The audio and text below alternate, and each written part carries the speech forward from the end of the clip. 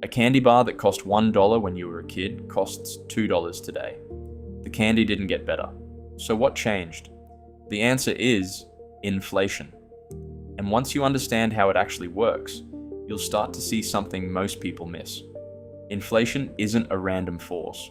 It's a mechanism. And every mechanism has winners and losers. But here's the first thing to get straight. A $10 bill is just paper. It's not worth anything on its own. You can't eat it, wear it, or live in it. Its only value is what it can buy. So when we ask, is my $10 worth less? We're really asking, how much stuff does this $10 get me? That's the whole trick. Money isn't a thing with fixed worth. It's a claim on stuff. Let me show you with the simplest possible example. Imagine a tiny island with 10 apples and $100 total spread across everyone's pockets. Apples are the only thing to buy. Naturally, each apple ends up costing about $10. $100 divided by 10 apples. Your $10 bill buys exactly one apple. Now the island has a government, and one year it wants to build a harbour, but it doesn't have the money. So it does what governments can do.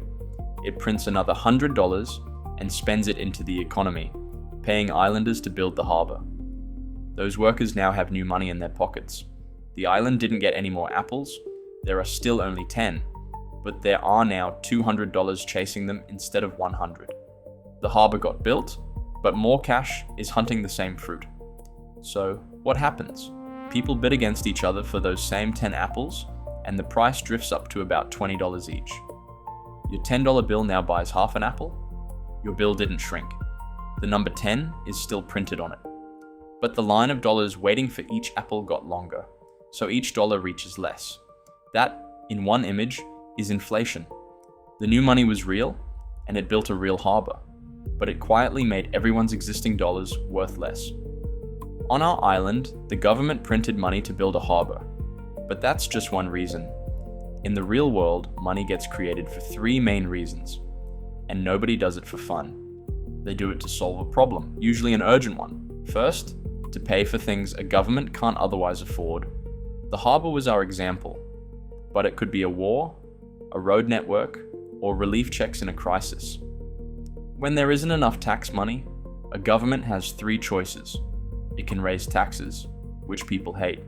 It can borrow, which has to be repaid, or it can simply create the money.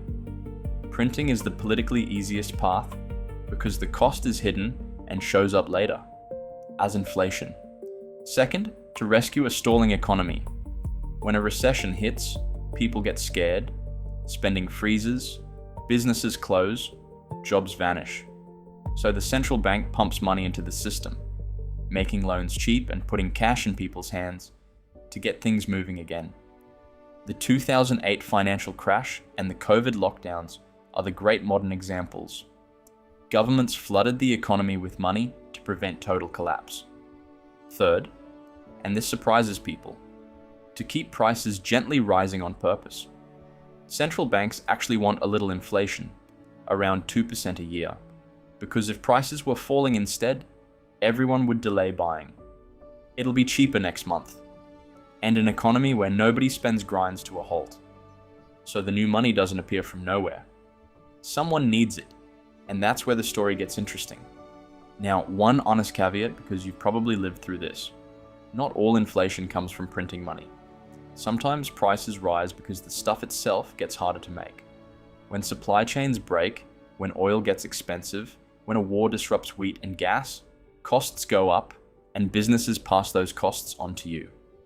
That's the other engine of inflation, and a lot of what the world felt between 2021 and 2023 came from exactly this, not just money creation. So keep both in your head. Too much money chasing goods is one cause. Goods becoming scarcer or costlier to produce is the other. Often they happen at the same time, but whichever the cause, the result in your wallet feels identical. Your $10 buys less.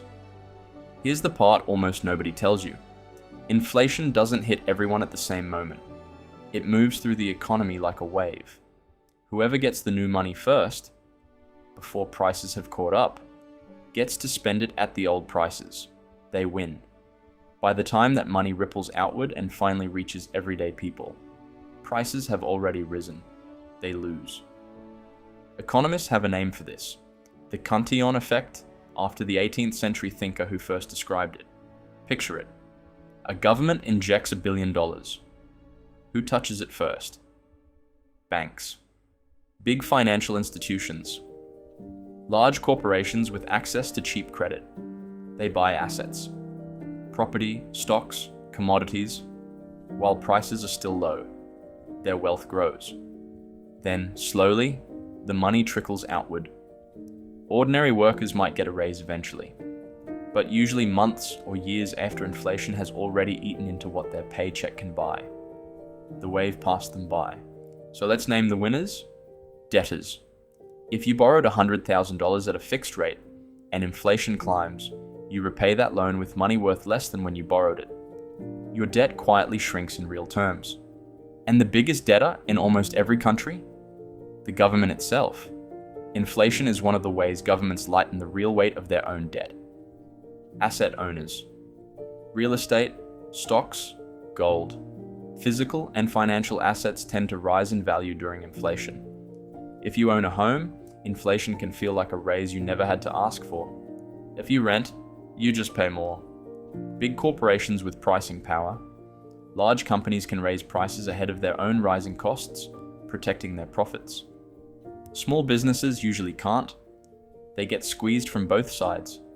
And banks, they receive the new money early, lend it out at interest, and hold assets that climb. The financial sector tends to do just fine. Now the other side, savers.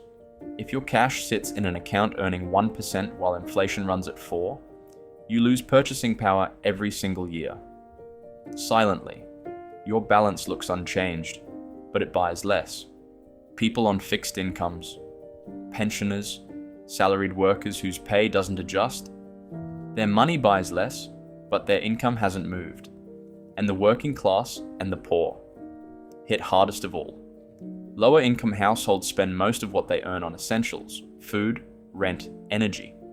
And those are exactly the things that tend to rise fastest. Wealthier households can absorb the hit, or even profit from it through their investments. That's why economists call inflation regressive. It lands heaviest on the people least able to carry it. So the next time you see a headline about inflation, don't just ask why are prices going up. Ask the better questions. Who got the new money first? Whose assets climbed? Whose savings quietly eroded while the number in their account stayed the same? Your $10 bill never changed. The world around it did. And once you can see that clearly, you understand something about the economy that most people never will.